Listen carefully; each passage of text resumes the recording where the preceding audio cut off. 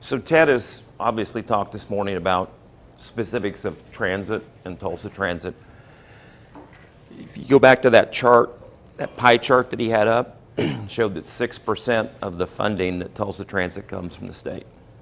That's really where I'm coming in today, is talking about that 6% and why that 6% probably needs to be a lot higher than 6% and what we have to do collectively to get there.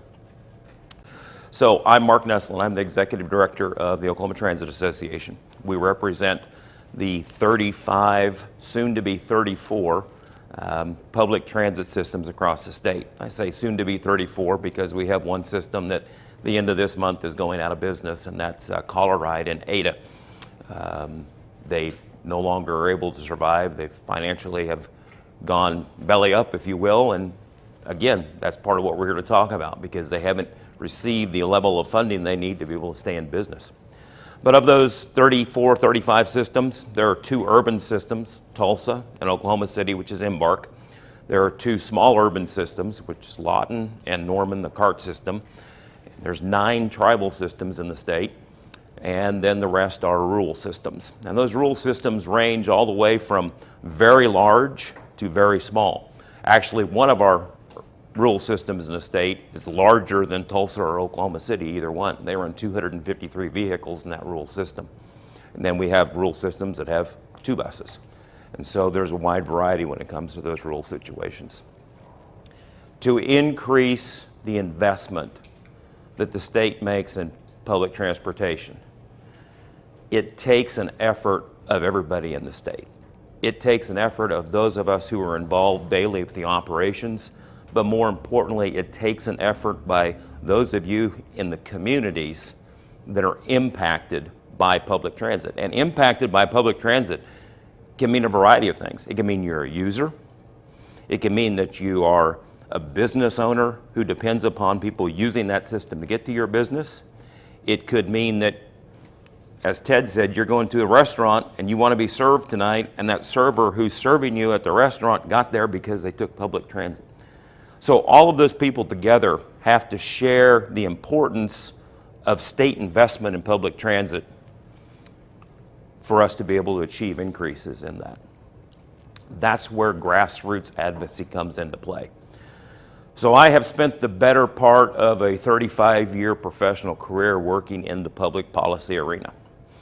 I've worked at both the federal level and the state level.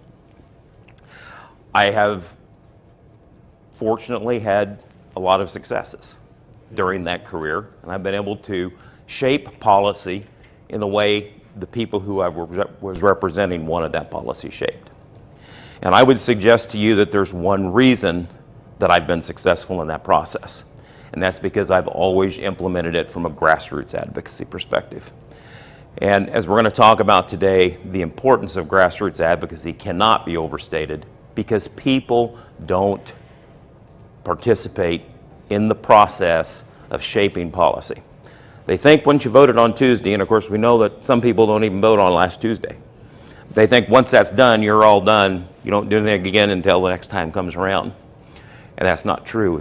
It's your voice and your participation in that process can have an overwhelming impact because of you being a small group of people. So today, when we're done, what I hope I've helped you see is what advocacy is, why it's important, and how you do it. Because a lot of people are intimidated by this. You know, I don't want to talk to a lawmaker because they're a lawmaker and I'm not that person and things like that.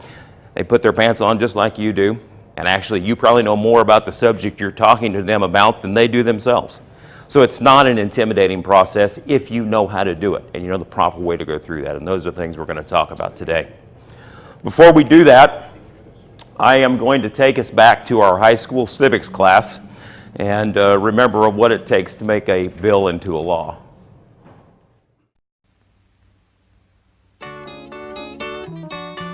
Whew, you sure gotta climb a lot of steps to get to this Capitol building here in Washington. Well, I wonder who that sad little scrap of paper is. I'm just a bill, yes, I'm only a bill. and I'm sitting here on Capitol Hill. Well, it's a long, long journey to the capital city. It's a long, long wait while I'm sitting in committee, but I know I'll be a law someday. At least I hope and pray that I will, but today I am still just a bill.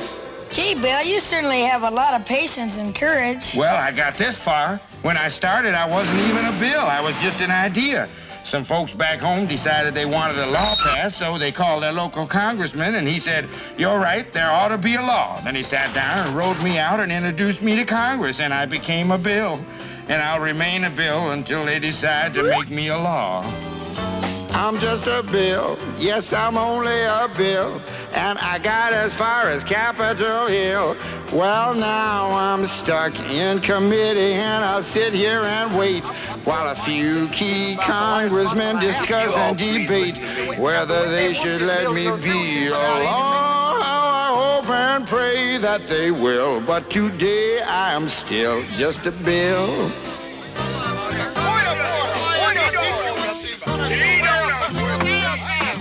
Listen to those congressmen arguing. Is all that discussion and debate about you? Yeah, I'm one of the lucky ones. Most bills never even get this far. I hope they decide to report on me favorably, otherwise I may die. Die? Yeah, die in committee. Oh, but it looks like I'm gonna live. Now I go to the House of Representatives and they vote on me. If they vote yes, what happens? Then I go to the Senate and the whole thing starts all over again. Oh, no. Oh, yes. I'm just a bill. Yes, I'm only a bill. And if they vote for me on Capitol Hill, well, then I'm off to the White House where I'll wait in a line with a lot of other bills for the president to sign. And if he signs me, then I'll be a law. How I hope and pray that he will. But today I am still just a bill. You mean even if the whole Congress says you should be a law, the president can still say no? Yes, that's called a veto. If the president vetoes me, I have to go back to Congress and they vote on me again, and by that time you're so By old. that time, it's very unlikely that you become a law. It's not easy to become a law, is it? No, but how I hope and pray that I will. But today I am still just a bill. He signed your bill. Now you're a law. Oh, yes. So old schoolhouse rock, and trust me, sometime later today, you're going to be driving around or maybe riding the bus, and that little ditty is going to be in your mind, and you're not going to be able to shake it. That talked a lot, and things we're going to look at today, sometimes we'll be referring to congressional, but the process is the same, whether we're talking about being from a federal level or a state perspective. This chart meant to be very confusing and hard for you to read, because that is in fact what this process is. It can be confusing, it can be hard to understand, it can be hard to read. This chart is how a bill becomes law in the state of Oklahoma. This chart is assuming that the bill was introduced in the House of Representatives first and then moves over to the Senate afterwards. We're not going to go through the pieces of this. Suffice it to say that in Oklahoma there are very specific timelines as legislation moves through the legislature. Bills have to be introduced in mid-December. So any activity that we do next year in the efforts to increase state funding, we're going to know what the beginnings of that discussion are by middle of December when those bills are introduced. Representative Carol Bush, who represents here in Utica Square in Southern Hills, she's going to be the one that introduces that bill. There will be an author in the Senate that she will determine who she wants to be her Senate counterpart for that legislation when it goes to the Senate. The important thing as it comes to grassroots is there are spots in this process where it will be important for you as an alliance for Tulsa Transit to step in and be supportive of the process.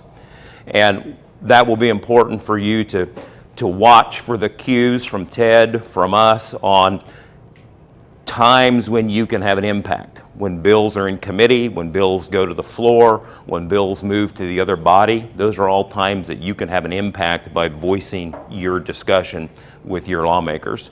And so during that process, we'll all be discussing with you and Ted and the Tulsa staff and us from the state level. We'll send you pieces of information so that you'll know where the process is and when you can in fact have that impact. So what is advocacy?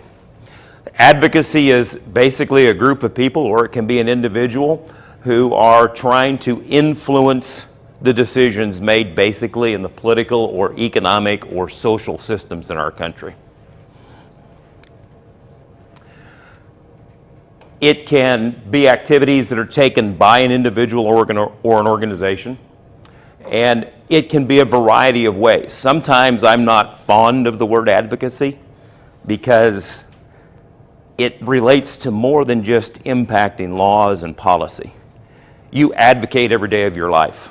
You just don't think about it. If you have a spouse or a roommate or something, you probably advocated with them this morning for something that you wanted today because you're trying to influence their decision. Maybe it was what you were going to have for dinner. You didn't think about the fact that you were advocating, but you were, because you shared something, you tried to influence that decision, and you can do it in a variety of ways in the political forum, in the public sphere, whether it's speaking, whether it's polls, whether exit polling. If you look back at the election last week, all that information that came out of exit polling, that's meant to be able to be used in advocacy so people can change the positions based off what polling shows. So there's a variety of ways that advocacy can happen. Lobbying is a form of advocacy. Of course, lobbying is a dirty word. It's not really, but that's the perception that it has. Now, typically a lobbyist is a paid representative for an organization, for a group, for a point of view, and that's the portion of advocacy that's referred to as lobbying. But it's not a negative thing. It's not the bad connotation that lobbying has. Lobbyists and those who advocate are educating lawmakers as to what the impact is of the things that they're doing. They deal with a wide variety of issues. And if you don't educate them on your area of concern, then they're not going to be able to pass laws and make policies that are in the best interest of your community and yourself. So don't think of lobbying and advocating as anything negative, because it in fact is a very positive part of the democratic process. Who's an advocate? It's a person who pleads the case for another. And actually, if you go back into Old English law, the word advocate comes from English law, from where lawyers advocated for their clients. And so it's a person who is advocating for another. You're either defending a case or a proposal, and normally it's in support of or promoting the interest of that cause or the group as it relates to today's political scene. What is advocacy? It'd be easy to think that advocates are out in the political world, separating right from wrong, us from them. But it'd also be incorrect. Advocacy provides a voice for the community to inspire system-wide change. It puts the views of those who need to be heard in front of those who need to hear them, in hopes of seeing a better world for all. And it's working. Because of advocates, Americans have better access to safe drinking water, health care, equal work opportunities, and so much more. But they weren't alone. They had support from a community that cared about these issues and wanted to see a change. A community full of people like you. So why support advocates? Because advocacy is an essential part of leaving this world better than we found it. So specifically the type of advocacy that we're talking about today, and that we're talking about having the ability to influence political decisions, is grassroots lobbying. And that's basically where you are engaging people from the community, people from the local level, to come together in a group and to share that in a collective fashion with their policymakers and lawmakers. And again, it doesn't matter what level it's at. It's an opportunity for the uprising of the ideas coming from the community. Well, thank you for joining us. I don't know what the last time was that you called or wrote to one of the politicians that you know or in this area, in the Bay Area, but there's some reason to do it, and you're going to find out a little bit more about that from our guest Joel Blackwell, who has a book called Keep on Voting After the Election. I love this part, Joel. How ordinary people, here we are, get what they want from the government, the grassroots guy. People don't know how to do that? For the most part, not only do they not know how to do it, but they don't believe it will work. There's a huge reservoir of cynicism among Americans about their government, and what they don't realize is that so few people communicate with politicians. The ones who do have enormous power. Okay. And you can be one of those. That's my point. All right. When we see what's going on now with the election, no wonder people don't want to talk to them. It's intimidating. It is, Yeah. and that's what the mistake people make is they think elections are politics. But in fact, today, and that's the title is Keep on Voting After the Election or Before the Election, what that means is you can pick up the phone, call your elected representative, give voice to your concerns, and have more power than your vote. And you can do that today, tomorrow, and you can keep on voting. Okay, you know, I do know people who do that. And sometimes they get the brush off, but sometimes they're heard. So at least you do have some, you know, some strength as an individual citizen to reach out to politicians. Now, you talk to groups, you consult groups, you mentioned some other groups you were talking to recently, and you try to motivate them to get what they want from the government. Is that right? Yes, well, it's interesting. Even some of the most powerful special interest groups, and I have worked with community action agencies who were trying to motivate poor people, bankers, doctors, even those powerful groups like bankers and doctors have a heck of a time motivating bankers and doctors to communicate to politicians. So it's a problem that transcends your place in society. Everybody is affected. So my job is to get in and explain to people how much power they can have, how they can do it, and encourage them more than anything else. Yeah, well, a big group like ARP, for example, Sure. they've taken on political clout. So they do that as a group as opposed to individuals. But it did start, I would imagine, with just a few people. Well, it did. One woman started AARP, and that's a very good case in point because it illustrates some of the essential elements that people don't think about. AARP, for example, doesn't use money like bankers and realtors and people like that. Their power lies in the strength of their numbers and the fact that their people have time and they care a lot. They care about Medicare, they care about Social Security and some other issues. So there's a lot of passion involved, and passion is worth a lot. Yeah, and that kind of motivation to do it. Absolutely. You must have talked to a lot of politicians, and being from Washington, D.C. and living there. What is their reaction? When you talk to them, what do you say about what you do and how you get people to try and call them? Well, it's very interesting. I came to this as a journalist and with a typical journalist cynicism. So when I was out working around the country, and I've worked in 47 states, I would sit down with, say, senators in Nebraska, and I once had a table of 4 senators at a reception. Frightening thought. Joe. Indeed. Yeah. And so what I asked them is I say, how do you want to be influenced? What works? And they're very consistent. They want to hear from their constituents, and they want something that makes sense and is specific.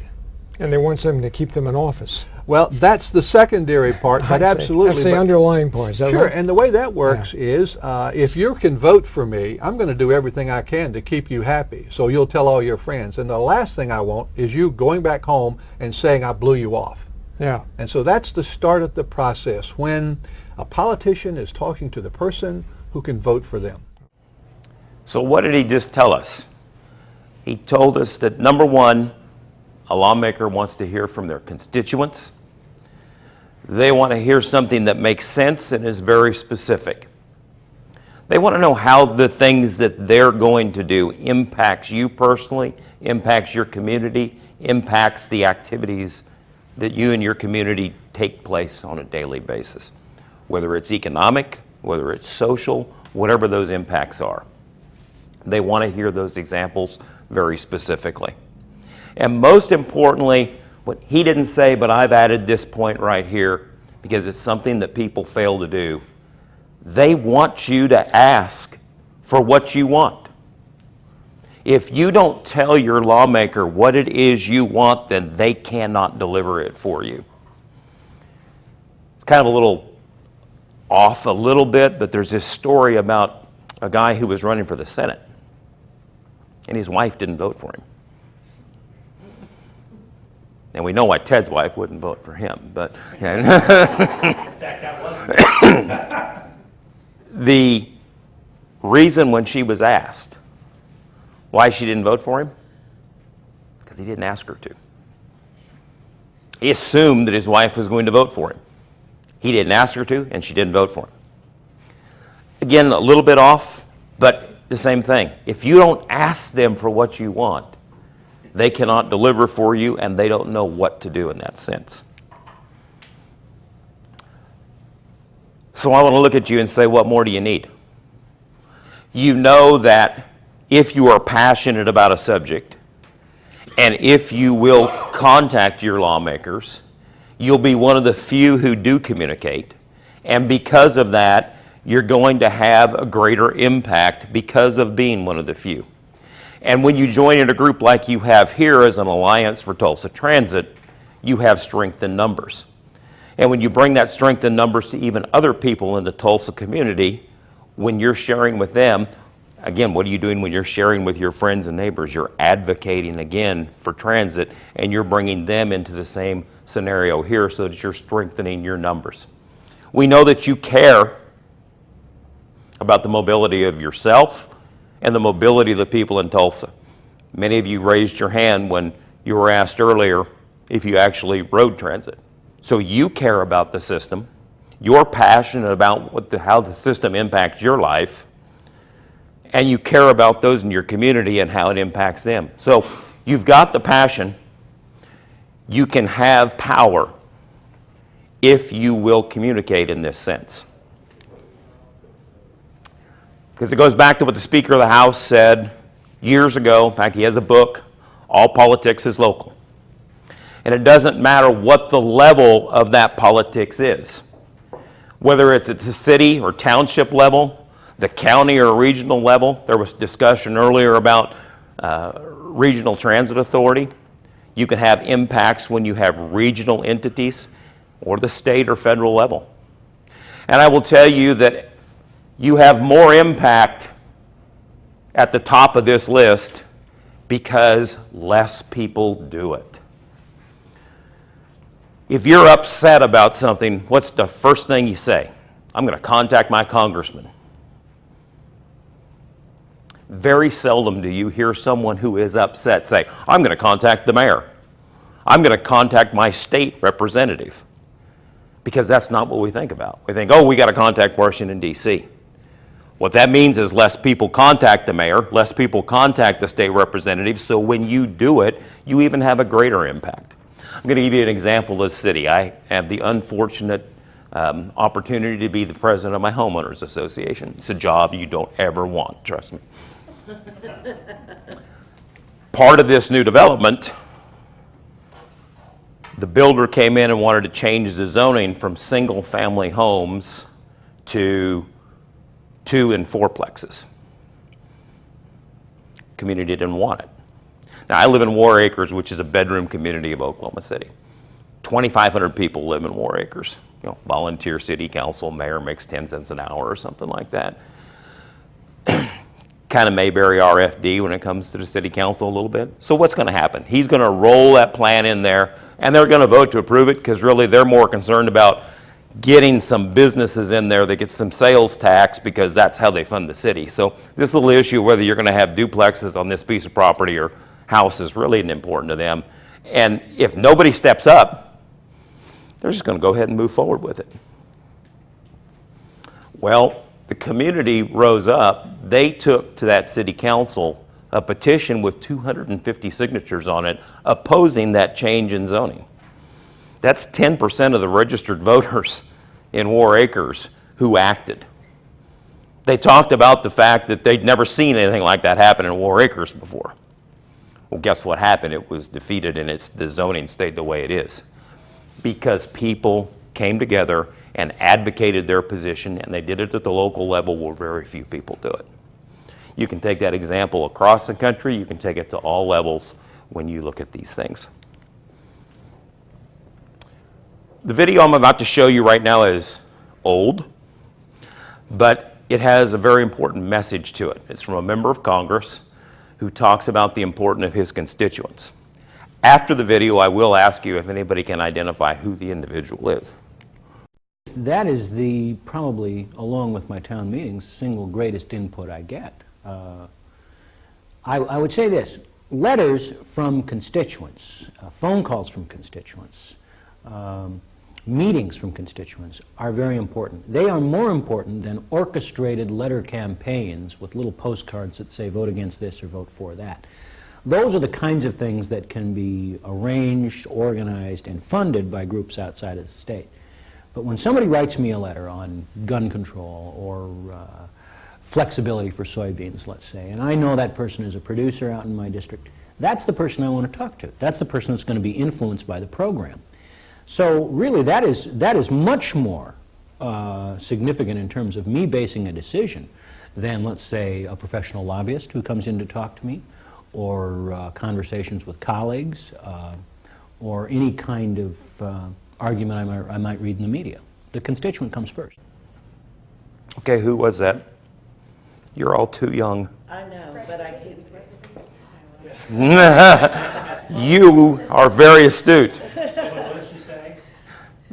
Because his name was on the bottom. She said if she repeated it, but his name was on the slide.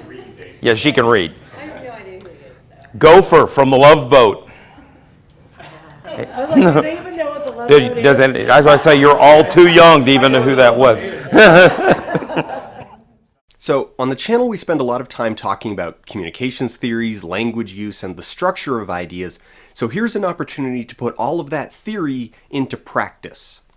Contact your representatives.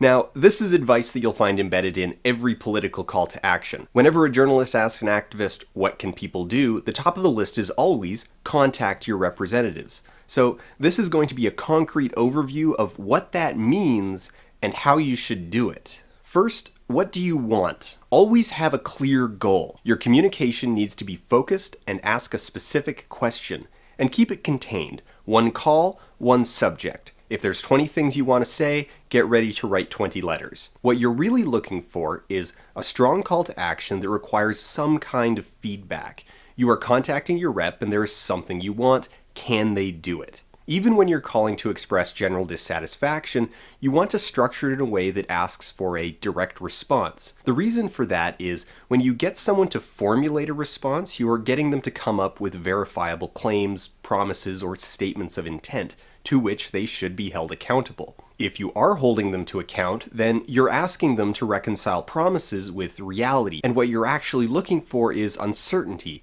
a point where the representative's platform is weak or disconnected, because that's a gap for negotiation. That's the path to saying, hey, here's a better, stronger, more just, more moral, more compassionate platform. Here's the human impact, the human cost, and here's what you can do about it. Second, what level of government are you looking to contact? This is going to have a dramatic impact on your plan. The more locally you aim your communications, the easier it is to get an ear. There's a couple of reasons for this. The obvious is that representative systems are pyramid-shaped. The people towards the top represent a lot more individuals than the people towards the bottom, so there's simply more people who want their time. Tied to that, the people towards the top have a lot more power, so getting their attention has potentially greater payoffs. The more local you get, state or provincial, municipality or county, the easier it is to get someone's ear. Not to say it's a guarantee, they're still busy people. Being an alderman in a mid-sized city is still a full-time job,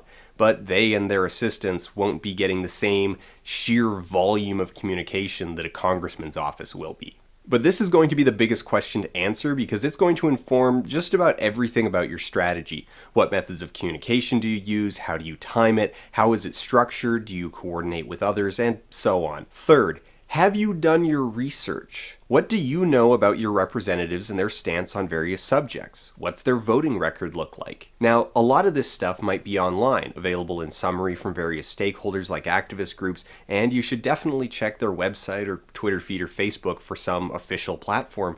But this is also a perfectly valid thing to open up lines of communications with. Especially for phone calls, it can be good practice. You're calling your representative's office because you want to know how they voted on a given bill and you're having trouble finding it online. or you read their platform but some statements were vague and you want clarification. Because keep in mind that nothing will undermine your communication faster than an angry phone call where a staffer kindly explains that Representative Clark did in fact vote no. Just the same as your reps lose credibility when it's clear in your eyes that they don't know what they're talking about, the same will happen to you if it's obvious that you haven't done your homework. Now, generally speaking, you want to stick to your representatives because staffers are conditioned to discard contact from non-constituents out of hand, but this isn't a hard and fast rule.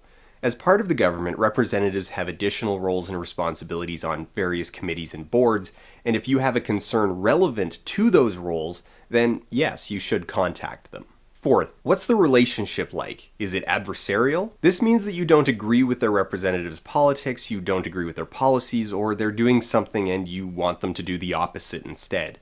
The degree to which the relationship is supportive or adversarial is huge because the further you need to persuade someone to move, the greater an impact you need to make. And while we're here, contact your representatives doesn't just mean convince them to oppose something, it also means let them know if they're doing a good job. Let them know you support them and contact them to ask if there's anything you can do to help. Because if there is something you can do to help, if there's an open hearing you can attend, if there's a rally you can volunteer for, if there's a fund you can donate to, they're going to know that. Also, even if you know that the relationship is probably adversarial, always open your communication lines with the assumption that they're not. Assume good faith. If they're making poor decisions, then assume they made a mistake or they were uninformed of the consequences.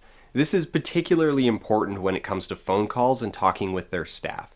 Don't be mean. Be firm. Be angry if you need to be, but don't be mean. Fifth, what channels of communication are you looking to use? Ranked in order of impact, the options are face-to-face, phone calls, physical mail, email, and social media. Physical mail, email, and social media are all text-based and they're all discretionary, meaning that the recipient can engage with them at their own pace on their own time, and you can write them from home, proofread, and really put a lot of work into crafting a very tight message. Social media is cheap, it's instant, and it's public. Those attributes make it useful, but also make it popular, meaning that competition for attention, for mental bandwidth, is very high.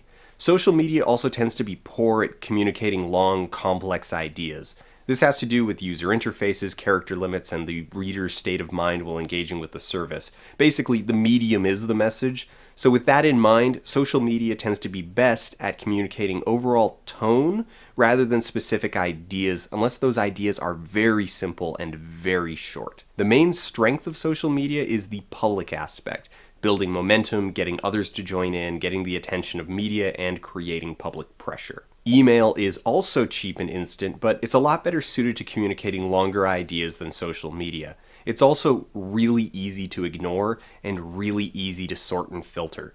The busier an office is, the more inclined they're going to be to scan emails for general subject and respond with a form letter. Now, physical mail, in many places elected representatives are legally obligated to read every piece of mail that they get. In practical terms, that usually means having their staff read it for them and sum it up or select a few exemplars, but physical mail is still incredibly valuable. The only downsides are that it's not instant, it is personally inconvenient, and it isn't free. But here's the thing to keep in mind, and we're going to talk about phone calls in a second, which are super powerful, but there's a particular strength of physical letters that nothing else can match, and it's the role as a prop. See, politics is entirely about persuasion, whether that be through force, money, rhetoric, or reason. When your representatives go to the floor, their job is to try and persuade everyone else in the room to agree with them, which means that there is a performative aspect to their job. Think to yourself how many times you've seen a clip of a representative on the floor saying, "Madam Speaker, Joe Beer Drinker from my riding wrote me this letter, and in this letter he says..." Writing to your representatives is literally an opportunity to put your words into their mouths. The value of this is hard to overstate.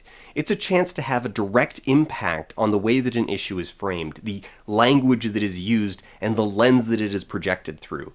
Think of how many issues today, from gender and sexuality to mental health, classism, race, that are defined almost entirely by the language that people use, because that language sets the frame. Contacting your reps, letters in particular, is an opportunity to shape language. Now, as a matter of protocol, you always want to prioritize the local office over the federal office, and this goes for phone calls as well. Because phone calls are the single most effective channel of communication you have without leaving your home. Unlike written communication, phone calls aren't discretionary. If you're on the phone right now, their staff needs to talk to you right now. They can't skim your phone call for subject and tone at 9 p.m. while watching Stranger Things. You have their time right now. Again, the reality is that you're more likely to talk to their staff than to them personally, especially at the federal level. So the strategy, the game of persuasion that you're playing, is to impact the staff enough that the message gets passed on clearly and actionably. And we'll come back to this later when we talk about strategy. Now, as someone who hates making phone calls, yes, they can be intimidating. Don't be ashamed to practice with a friend first, to role play, to make notes, or even write out your question or statement in advance. You want to make a human connection, but you don't want your message to get lost or to be unclear. Face-to-face meetings basically mean town hall meetings, and town hall meetings are generally woefully underattended by the same couple dozen people every single time. This is good news. You can be one of those couple dozen people. And if you show up with 4, 5, 10, 20 friends, if you all prepare your questions beforehand, you can be a block that they can't ignore. If you've ever screamed at a TV interviewer who just let a softball non-answer slide, town halls are your chance to fix that. Finally, what's your strategy?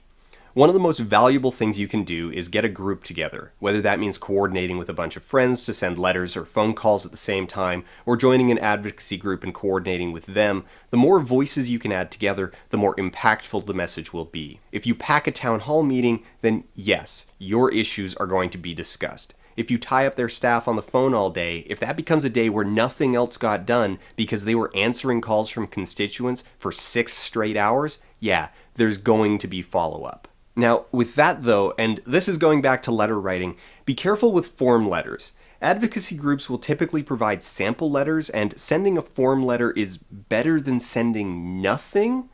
But humans are built for pattern recognition, so there's a very fine line here. Common language, like specific phrasing, is a way to set the way that your concerns are framed. If a staffer reads the same phrase over and over again, they're going to fall back on that phrasing when they pass the message along.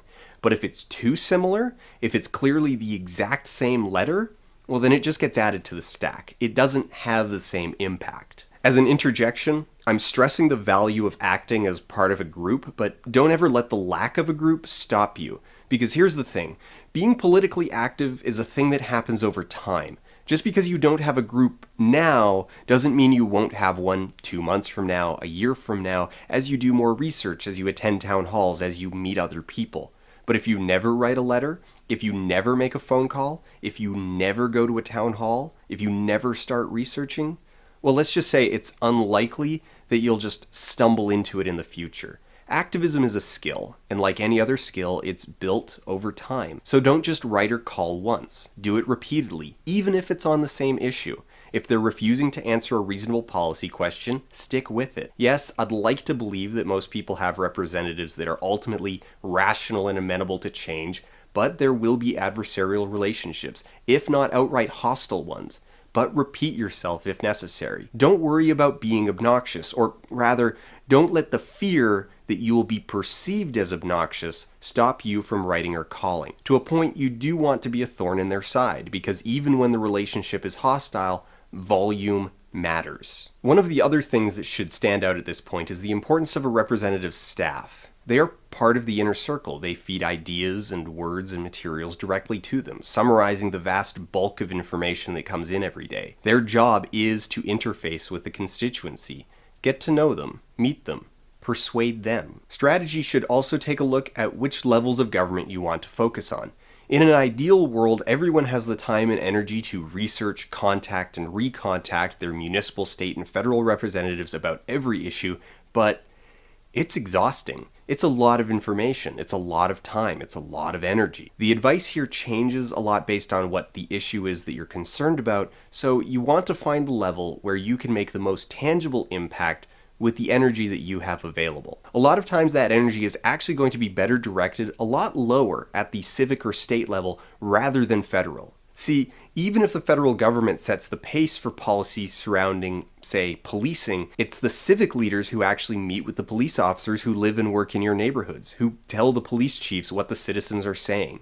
It's a lot easier to get your city to change how it views mental health crises and whether 911 should send police or EMTs to those calls than it is to change the entire nation's stance. And that flows upwards.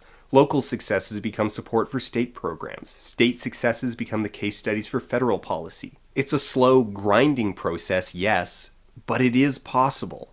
So, contact your representatives. Thank you for watching. So what we've done to this point is, early on we talked about what advocacy is, what an advocate is. You heard from experts and from lawmakers tell you that it's important.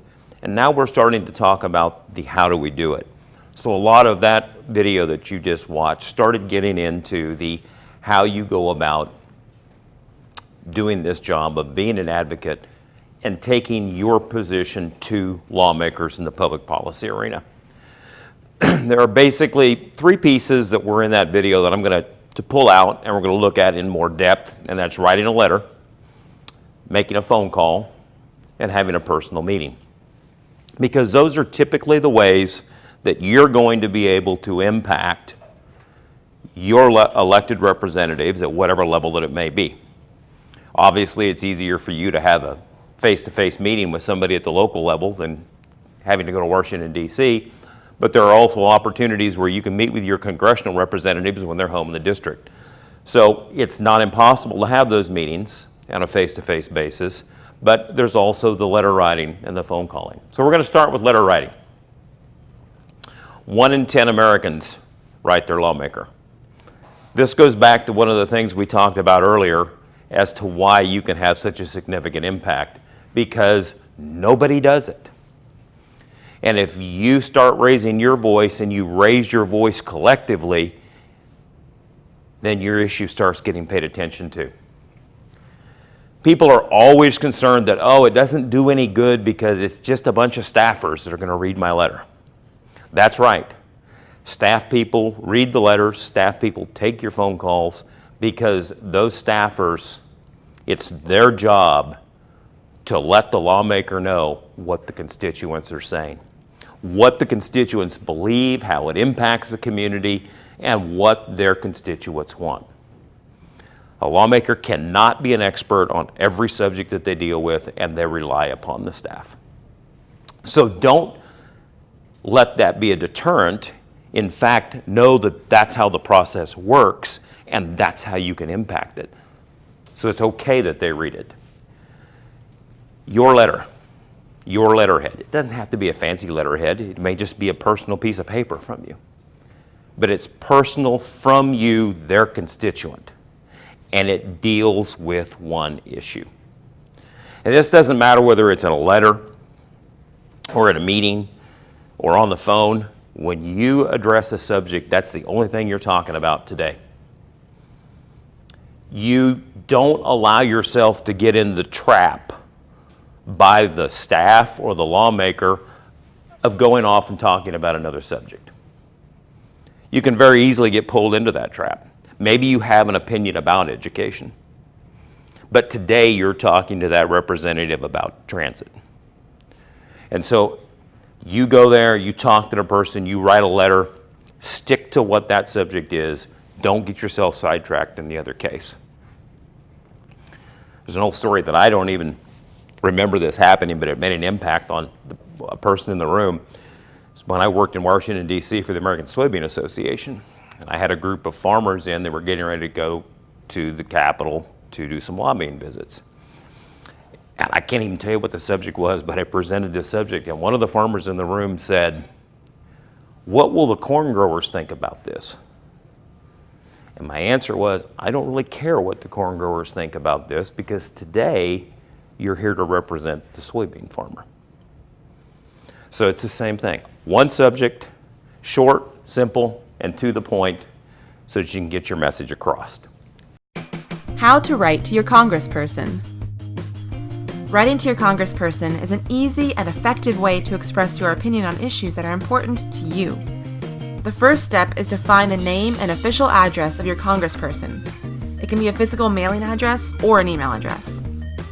Your congresspersons can be located using websites like senate.gov and house.gov. If you want to contact your governor, use usa.gov, and for state legislatures, use congress.gov. By the way, all of these links are available in the description box below. Step 2. Gather your supplies. You'll need a pen and paper or a computer to write your letter. Step 3. Write your letter. You may have a large number of issues that you care deeply about, but when you draft your letter, choose just one. You can write more than one letter, but make sure each letter has a specific purpose and topic. At the top of your letter, write the full address of your congressperson. Next, formally address your congressperson by name. Then get down to business. Begin with a paragraph stating your name and your purpose for writing. In your next paragraph, provide specific examples, information, or evidence to support your beliefs. Make sure you've done research on your topic and include the title of any pieces of legislation that relate to your issue if it applies. In your last paragraph, make a call to action. Tell your legislator what you want them to do. End with a proper closing. Proofread your letter and make any necessary revisions. Step 4. Mail your letter. Send your letter by email or place your letter in the nearest mailbox and let the U.S. Postal Service whisk it away to your representative. Once it arrives, the legislative staff will read your letter and pass the information along to your congressperson. Above all, remember, your voice matters. Your congressperson works for you. When you write, you're voicing the concerns of your community. The more voices a legislator hears, the more effective they can be at representing their constituents. So what are you waiting for? Write your congressperson today. So I'm going to give you, and they're in your packets, I'm going to give you 10 things to keep in mind when writing a letter. First of all, as we've talked earlier today, make sure you identify yourself as a constituent. You're the person who votes for that individual. They need to know that you're a constituent. Secondly, as we talked about earlier, be brief and simple. Third, make sure it addresses one subject. And fourth, make sure you make your ask. Those 4 points are all very important. If you forget nothing, if you remember nothing but those 4 points, great. Be brief and simple, address some subject, and make your ask. But be personal in your letter. Let them know how things impact you personally and why you need them to act in the way that you're asking them to act. Tell them how the bus and the availability of the bus, or the waiting the extra 15 minutes of the bus because funding is not available, impacts your daily life. Be polite and formal. Formal is a very important thing. And this doesn't matter whether this is in a letter, phone call, or in person. We're talking about Representative Bush. Representative Bush and I have a pretty close relationship because of working with her on this issue. I would never call her Carol. She's Representative Bush. Same way this afternoon, we're having a meeting with the Secretary of Transportation, Mike Patterson. He works very closely with us on a regular basis. I would never call him Mike. He's Secretary Patterson. You stay very formal in your presentations to them, whether it's in written form or if it's a communicative form in person or over the phone. Do not enclose any attachments with your letter. One-page letter, brief and to the point, and send it off. Don't exaggerate or lie. The first rule of being an advocate is you never lie. Because as soon as you're caught in a lie, your credibility is shot and you no longer have any influence whatsoever with your lawmaker. And exaggerating is the next step to lying. And so don't do that because you lose your credibility. And that's all you have in this game is your credibility. And if you lose it, you don't get to play the game anymore. Make it timely and also share your communication with others and share their responses with others. So that, Ty, if you get a letter back from an official that responded to yours, share it with the group so everybody knows how that person has communicated, and make sure you acknowledge back that response that you got. It may be that you want to correct something in that response. Maybe they said, I like what you said, but I don't agree with this. Well, it does give you an opening to go back and try to persuade on that point that they didn't agree with you on. Kind of like the video talked about going back on multiple occasions. So we're going to switch over to phone calls. Same thing on a phone call. You want to focus on one single issue. Have your talking points. And again, you're on the phone, so they don't even know if talking points are in front of you. Have them sitting in front of you so that you don't forget the things that you want to say when you have that conversation. It goes back to doing the research and having yourself prepared that we saw back in the earlier parts of the presentation. Localize this. How does what you're talking to that lawmaker impact you and your local community? And give them very specific examples. Demonstrate to them how what you're asking for impacts the local community. Again, just like before, clearly state the action that you're asking for them to take. Vote for, vote against, support this, don't support that. Whatever that action is you're looking for. Keep the call brief. You're not calling to have a big, long 30-minute phone call. You're calling for 5, 10-minute calls really long. So you're really talking about a 5-minute phone call. Again, don't bluff.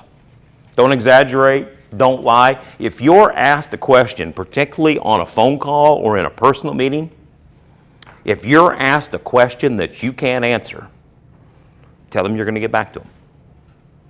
And then when you tell them you're going to get back to them, make sure you do, in fact, get back with them and follow up as you promised them that you would do. You always want to make sure you leave your contact information because you're probably going to be talking to the staff person.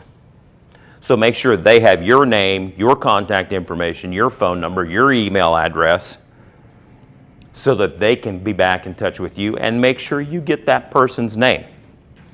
Know what that person's role is for that lawmaker.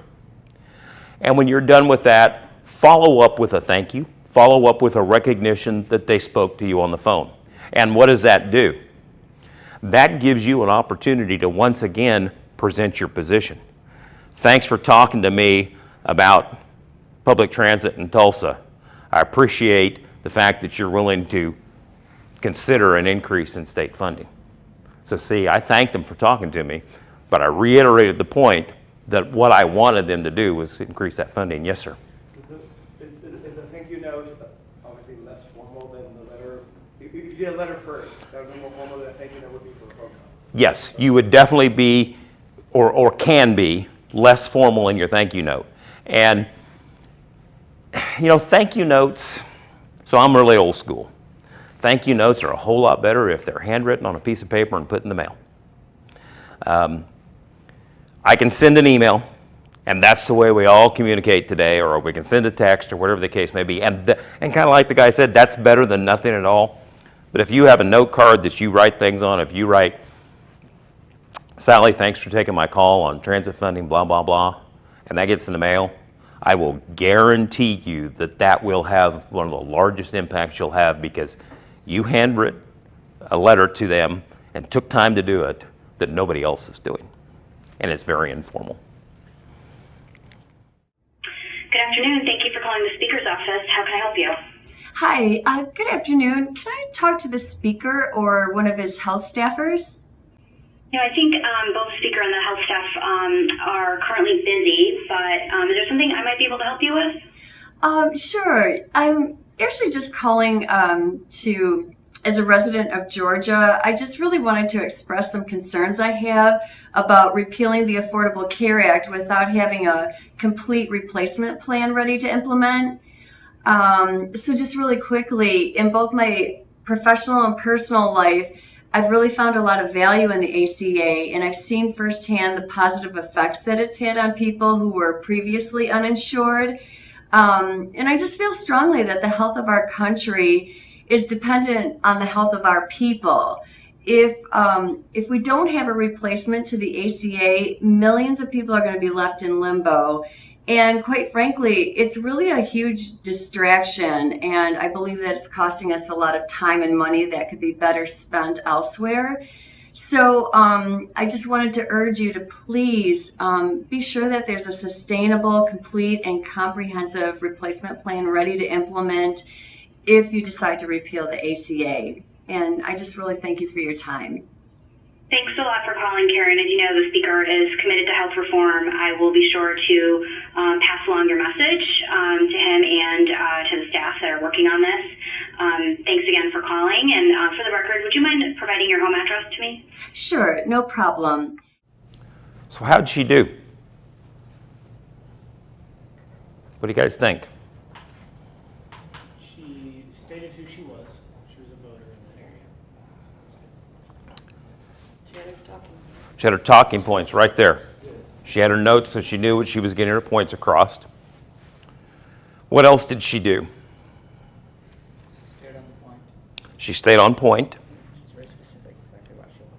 She was specific in what she wanted, and she also gave it a very specific example, and she gave that example in this case from both a professional and a personal perspective, because she's in the medical field, and so as a professional, she said it was going to have impact, and as a person, she said it was going to impact her. So she stayed on that subject. She gave the example. She gave it from two perspectives. She did a really good job on that call. So that wasn't too long. It felt long listening to it, but I have no idea how the person who's listening to it is recording it. Like, are they physically recording, or is the person taking notes? They're taking notes, and probably if you were, I mean, obviously when they taped this was a staged call. Probably you would never have that long of a dialogue without the staff person or the lawmaker saying something back. At some point during that, they probably would have said, well, what do you mean, blah, blah, blah. So there's probably going to be more interaction than you saw in that case, which breaks it up, which then doesn't make it seem like you're just going on forever. Because of that, that's why these notes are important, because what will happen is they'll come back and say, I don't understand what you mean by that. Can you tell me more about that? So you do, and then you forgot about this stuff over here. And so having those notes there helped you make sure you came back on your point that you wanted to. So, you know, you hear about the pivot. When somebody asks you a question and you don't want to answer that question, you make sure you pivot back to the message you're trying to deliver. Same thing, if you get those notes there, it helps remind you to get back to the point that you want to make. Any other thoughts about how she did? Important thing was she made the phone call. She made the phone call, and that message will have got passed on. And Mark, if you get like the initial call taken and nobody else is available, it's still worthwhile to engage that person? Absolutely. What if they say, I guess on back to you? So, kind of get brushed off a little bit. How do you? So you're going to get that. That's going to really depend upon the level that you're speaking to. When you call your congressional office, the person who answers the phone at the congressional office is going to be a receptionist. And that receptionist is not a staff person that works on policy. That receptionist is going to pass you on to the legislative assistant who deals with the area that you want to talk about. So if that legislative assistant who deals with transit policy in your representative's office in Washington, D.C. isn't available and they'll take a message and call you back, then that is the best thing to do, because that receptionist isn't who you really want to talk to. Now, at the state level, do these people have staffs? Or? The state level, they have one staff person. So the receptionist is also their legislative assistant. So when you call your state level person, that person that answers the phone for that representative or state senator is the person that you need to talk to. Okay. And for those of us who spend time at the Capitol, it's as important to us to have a relationship with that man or woman that's sitting at that desk as it is the elected official themselves, because they're the gatekeeper. They're the person who gets the message to them. They're the person who is going to make sure that they know that I was there or you were there. If you're nice to them, you take them flowers, you do those kind of things because they are important people. So it has an impact on which level you're at, but definitely at the state level where we'll focus a lot of this level of attention, that person that answers the phone is important. Any other questions before we go on to meetings? All right, our 10 tips for meetings. First of all, make an appointment. Sure, you can just show up at the Capitol or show up at their local office and you might be able to see somebody, but you're a whole lot better off if you plan ahead, you make the phone call, and you set up an appointment. Now, if you're going to work on some of the stuff we're working on, Ted and his staff can help you there. I can help you. But set that appointment up in advance so they know you're coming. And that way, they're ready to see you a little bit better. You might be able to spend a little more time with them, get the point made a little bit better. A very important point here, don't be late. Number one, it's rude to be late. I had someone teach me once that if you're late, that means that what the signal that you're sending to the other person is that your time and you are more important than they are. If you're going to try to influence a lawmaker and the first signal you send is that you're more important than they are, it's probably not going to help you get very far down that path. So don't be late because it's rude and you don't want to send that signal. Secondly, don't be late because you may miss your appointment. They have a very tight schedule, and if they're scheduled to meet with you at 5 minutes after 10, that may well be the only time they're going to be able to meet with you. And if you don't show up until 10 minutes after 10, you may have lost your 5-minute window to do that. In a face-to-face meeting, it's probably even more important that you are prepared and you've done your research, because you're going to be having dialogue with the staff or with that member, and you need to know what it is that you're talking about. You need to know what their history is and be able to communicate and dialogue with them on the issue. If you go as a group, make sure that you identify a leader. Doesn't mean that you all don't talk, but Ashley's going to be our leader. Start the meeting, coordinate the discussion on how it goes so that you know what you're doing. You have a plan of attack going in. Introduce yourselves, make sure they know who you are, what you represent, particularly what you represent as it relates to the policy you're talking about. I'm here to talk about transit, so I might represent being a bus rider. And make sure they know that that's the way you're coming to this meeting. I'm here because I ride the bus. I'm here because I'm a businessman whose business is influenced by the people who ride the bus. Make sure they know why you're there, who you are. Polite, cultivate a relationship, but don't get too friendly. You want to have dialogue. You want to create the ability to interact with those people, but you also don't want to get yourself so comfortable that you lose your edge, that you lose your ability to negotiate, to dialogue, and to deliver your message. Stay on message. A private meeting is the easiest way to get off message. You go in and meet with somebody on the day that they're having debate on education funding. That's what's on their mind. You sit down to talk about transit funding and they take the issue to what they're discussing today, education. Don't get in that trap. Tell them, yeah, I know education is really important in Oklahoma, but so is transit. And that's what I'm here to talk to you about today. And you bring them back to the subject that you want to talk about. Don't let them control that meeting. You control it as much as you can. Like we did in the phone call, like we did in the letters. Localize what you're doing. Here's the impact this has on Tulsa. Here's the impact this has on me personally and the community of Tulsa. And again, just like everything else, you tell them what it is you want.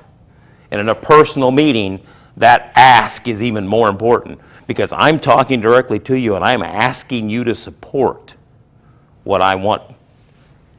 It's harder for you to ignore me because I'm talking to you personally, and I got to make sure I make that ask and get it out. When you're done, extend your appreciation. Do follow-up letters, just like we talked about before. And make sure you leave material behind. One-pager.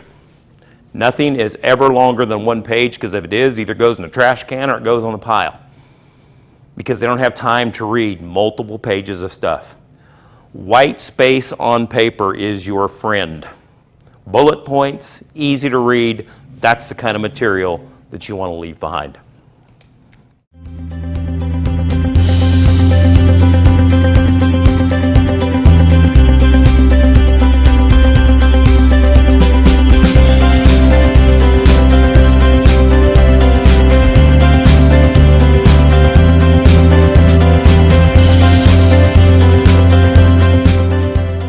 Good afternoon. I'm sorry for the wait. I'm Anna Smith. Thanks so much for meeting with me today. I promise I won't take too much of your time. I'm Helen Johnson, the director of the Humanities Center at Penn State. Oh, the congressman is always happy to hear from people from Penn State. How can I help you today? We're actually here to talk to you about the National Endowment for the Humanities. Oh, I was just speaking last week with someone from NEH.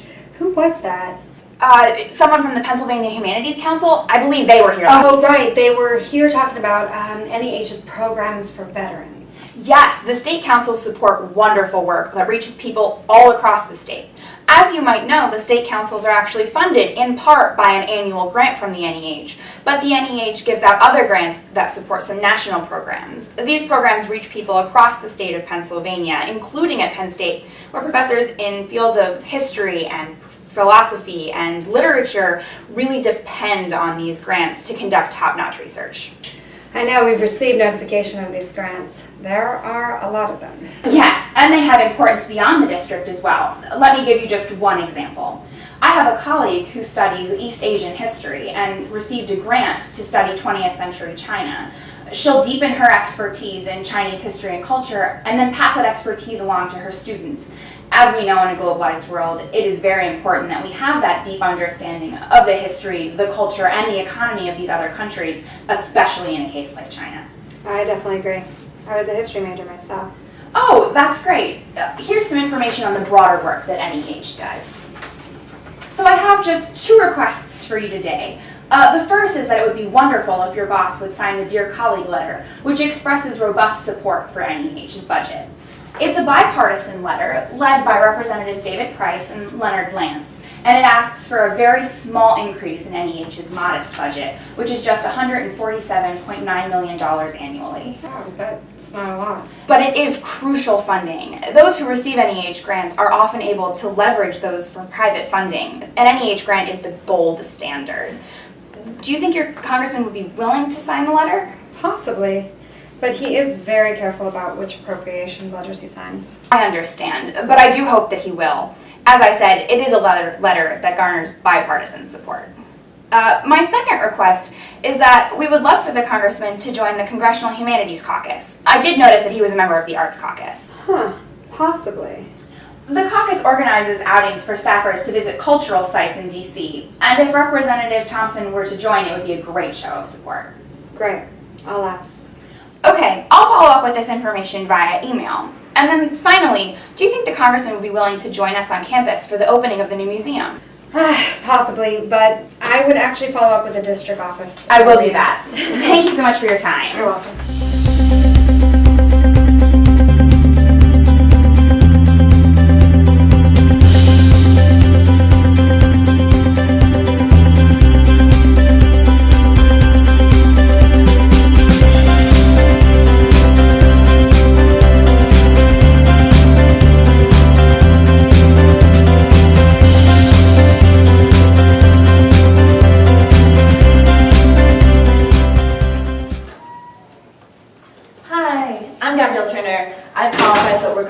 Meeting in the hallway today. All meeting space inside is full.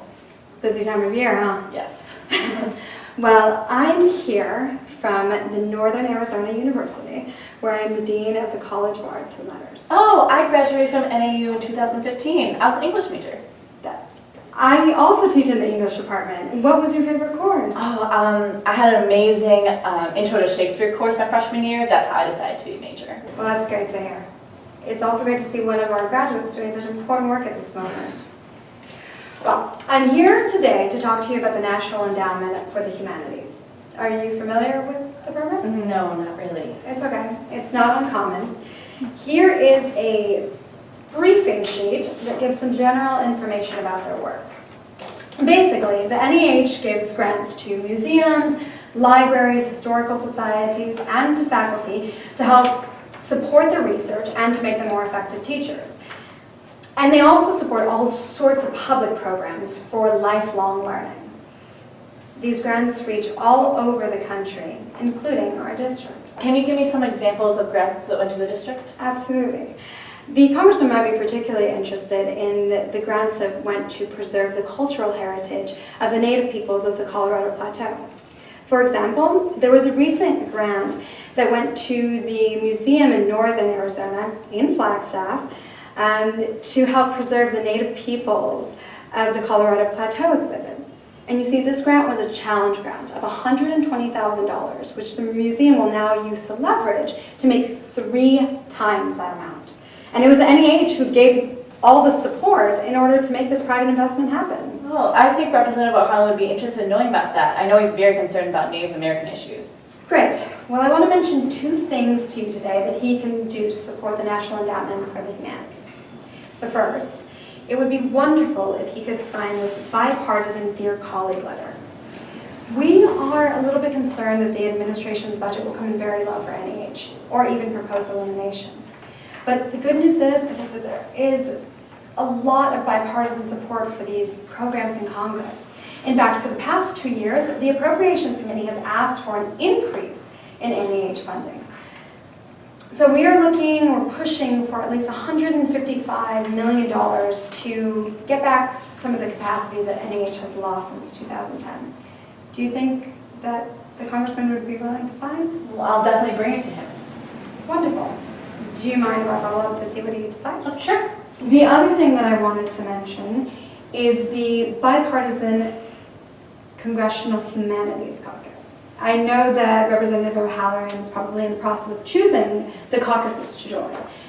Well, membership in the Humanities Caucus will allow him to support NEH and other smaller federal humanities programs, and it will allow him to see any threats to NEH funding. Oh, that sounds great. I'll bring it to him. Wonderful. Well, thanks for taking the time today. I will follow up on all of this, and I will let the English department know that one of their own is a staffer on the Hill. Great! And please don't hesitate to be in touch if there are any threats going forward. Thank you so much. I will. Have a good one. Bye. All right, how'd those go? Anything in the first one that sticks out at you? I wasn't sure. I kind of got mixed up in the conversation, but I didn't know if she stayed too long on trying to pivot back to the conversation, or if she kind of got hung up in the conversation. So one of the things that I would interpret from watching that meeting is that staffer was a little bit hostile. And if you listen to the one point of that staffer, they said, yeah, we get notified of those grants, and there is a lot of them. So to me, that says, ooh, she doesn't like all this money that's going out. Now, she did do it, but that's the point to come back and say, yes, I know that $1.49 million goes to it, but here's the benefits of what it does. So in our case, it's, yeah, I know we give a lot of money to those buses and they're just running around downtown Tulsa with nobody riding on them. Well, that's a hostile response, kind of that hostile response she made, and you need to be prepared to turn that back and explain the situation. Explain why it's not what they just said. She was a little off guard there, and she was more of, she had her point she had to deliver, and she wasn't really coming back to addressing it, and so it gave you the feeling that you just got that it kind of droned on a little bit. In fact, we'll probably see more disinterest, would we not, at the state level? So we need to be prepared for that. You always need to be prepared for the disinterest or the hostility. Remember that we're still a red state. Really and truly nothing changed on Tuesday. The Senate and the House are still overwhelmingly a Republican majority. Every statewide office is a Republican. The only one thing that changed really was that a Democrat was elected to the 5th Congressional District for the first time in 44 years, and the first Democratic woman to ever represent the state of Oklahoma in Congress. That's really the only thing that changed. So everything else is still fairly conservative, fiscally conservative. That's one of the importance of the economics of this, is to be able to tell the economic story of transit, to bring that back to what the economic impact is, along with the personal side of the ability for people to get to work, to get to school, to get to shopping. I always say there's two reasons that people ride the bus: to spend money and to make money. Think about it. To spend money or to make money. No matter where you're on there, you're either going somewhere to make money or you're going somewhere to spend money. So in fact, it's an economic program that happens to have some social benefits to it. So be prepared for that negativity. What's one other thing that, that she did in that first meeting? She said, I have two things that I want you to do. I wanted you to sign the Dear Colleague letter, and I wanted you to join the Humanities Caucus. And then when the meeting was completely over, what did she do? She asked for a third. Hey, can the congressman come to the opening of our deal on campus? And what did the staffer do? She got exasperated and said, talk to somebody else. There's an old story of Senator Bob Dole when he was the majority leader of the Senate. He was on the floor and he said there were 4 points that he had on that piece of legislation: A, B, and D. If you say you have 4 points, you better have a C. If you ask for 2 things, don't ask for a third. Because she lost that staffer at the end of that meeting because she asked for something else that that staffer was not interested in. How about the second meeting? What about the second meeting? I think the advocate responded pretty well to having to have the meeting standing up in the middle of the hallway. Like that seemed to bounce off her instead of flummoxing her. That was good. And that's very important because you never know where you're going to meet with those people at. When you go to the Capitol on Transit Day in March and you've got a meeting with the state senator that represents your district and you're supposed to go to the office, and you go to the office and that lady at the desk says, sorry, he's on the floor, go to the sergeant of arms and send a note down for him to come off the floor, and you go to the desk and you fill out that piece of paper and the sergeant of arms takes it down and that senator comes out and meets with you in the anteroom of the Senate. You now have about 2 minutes. Not only do you need to be able to have that meeting just like she had there, but you better have what we call your elevator speech ready. So that in 2 minutes, you're going to be able to deliver everything that you want and make the ask. When you get to that elevator speech, this is what I need, this is why it's important, and this is what I need you to do. Boom, like that, and be done. So that's the key. You hit it right on the nail. That's the key of what you saw in that meeting. And there's something else that she did with her information. If you remember from reading the information about that congressman that before the meeting, he represents a lot of Native American land. She gave an example. She asked her for an example. The example she gave her, because she had done her research, was specifically how one of those grants had impacted Native Americans, because she knew that would be important to him. So that's the other important key to that scenario. Anything else anybody saw?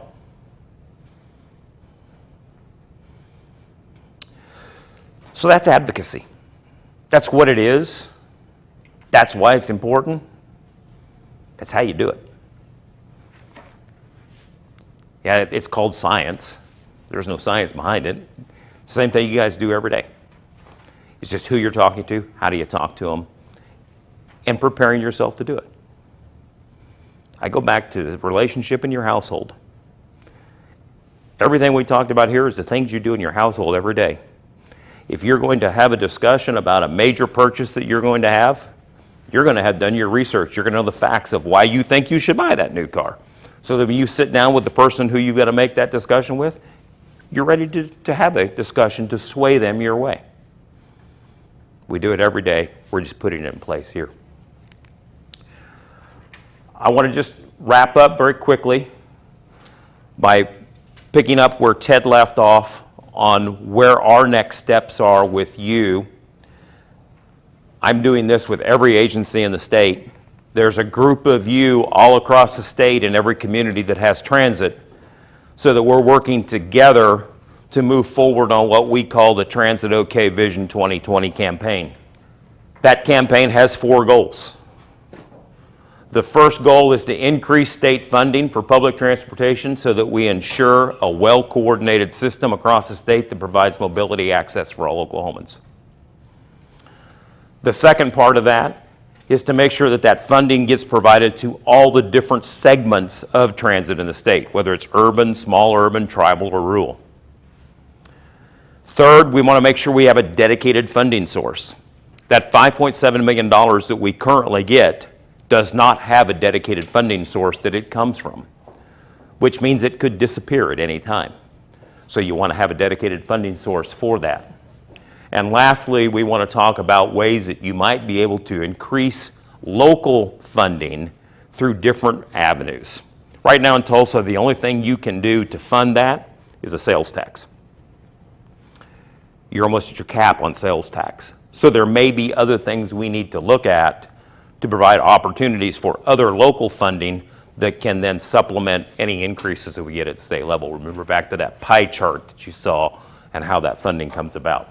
Those are the 4 goals of what this campaign is. Those are the 4 goals we'll be working with you to advocate through that legislation that Representative Bush introduces. Ted briefly talked about this. We have 2 studies that are being done, so we're doing the research for you. We're going to come back end of January, February, and we're going to tell you what that economic benefit study from Oklahoma State says. We've seen some preliminary numbers, and that's $600 to $700 million a year of economic impact on the state. But we're going to have that information so that you can share that with the lawmakers when you're talking to them.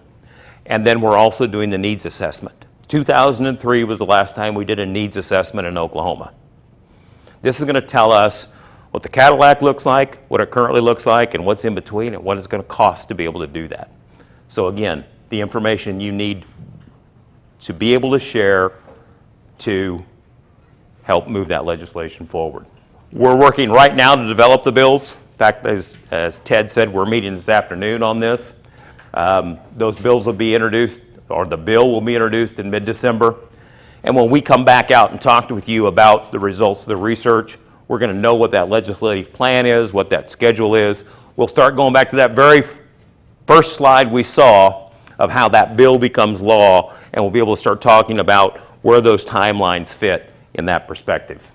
So just a recap of you're here today. We'll be back out to give you the research later. And also, as Ted mentioned, the Transit Day at the Capitol. I do just want to tell you that as an organization with our membership, we have also now formed a PAC, because that's another way that you help people understand your issue. PACs have bad connotations because everybody talks about bad money in politics. Well, PACs aren't all bad. It's kind of like lobbying. They have dirty words associated with them, but it really isn't that, because it helps you elect those who are sympathetic or concerned about your issues.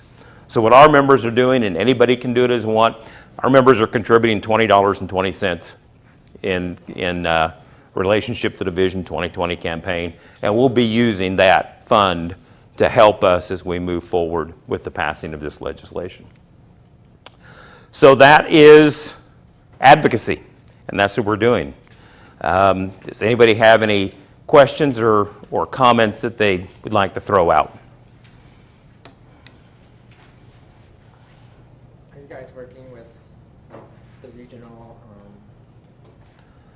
chambers of commerce? Yeah, we are. So we're addressing from a state level. We will be putting together a steering committee on the state level. We'll be working with chambers of commerce from all over the state. Ted has worked very closely with Tulsa. That this issue actually is the number 7 issue in the Tulsa chambers. It was tied for 6th, and whatever the tie-breaking element was, it became 7 at that perspective.